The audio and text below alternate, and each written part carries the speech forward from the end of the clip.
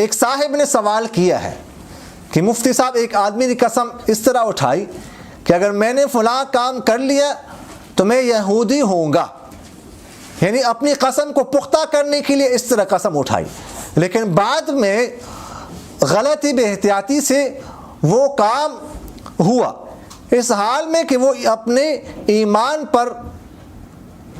راضی ہے، یہودیت پر قطعاً راضی نہیں تھا، اس کا کیا حکم ہے؟ یہ مسئلہ فقہاء نے لکھا ہے کہ اگر کسی نے قسم اٹھائی کہ اگر میں نے فلاں کام کر لیا تو میں یہودی بن جاؤں گا یا عیسائی بن جاؤں،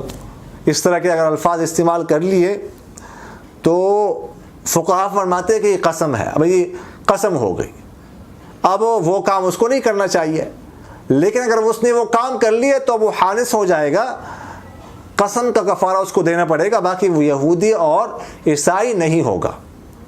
یہ قسم ہے، اس کو قسم کہتے ہیں۔ تو قسم کا جو کفارہ ہے کہ تو غلام آزاد کرے، لیکن غلام تو آج کل نہیں ہے،